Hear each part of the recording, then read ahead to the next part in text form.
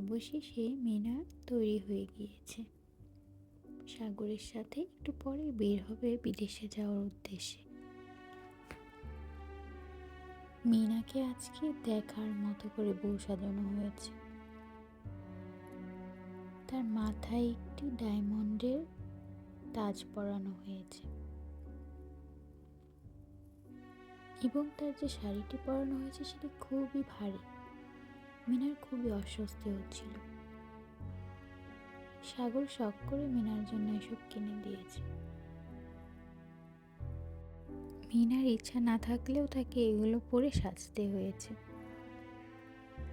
কারণ আর যত যাই হোক কাউকে এখন বুঝতে দেওয়া যাবে না যে বিয়েটা আসল নয়।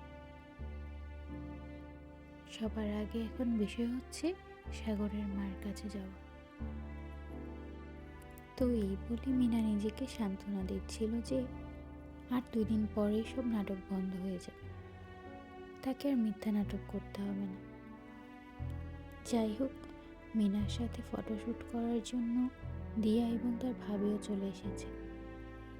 তাদেরকেও আজকে বেশ সুন্দর লাগছে, তাদের মনটা খুব ভালো। দিয়া যত যাই হোক তার বোনের সুখ দেখে খুব খুশি, কারণ মিনার মুখে আজকে হাসি। এর প্রধান কারণ ডাক্তার মাহির রাতে তাকে সত্যি কথা বলেছে যে সে মিনাকে ভালোবাসে। তো সে ডাক্তার মাহিরকে ছাড়া আর কিছুই চিন্তা করতে পারছে না। সেই জন্য আজকে তার মনটা খুব ভালো। কিন্তু দিয়া তো বুঝতে পারে না। দিয়া ভেবেছে তার বোনটা হয়তো সব মেনে নিয়েছে।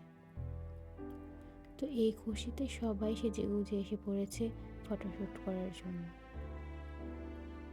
মিনার ভাবিকেও আজকে খুব সুন্দর লাগছে। তার ভাইয়া আজকে তার ভাবির দিকে তাকিয়ে আছে, চোখ আর ফেরাতে পারছে না।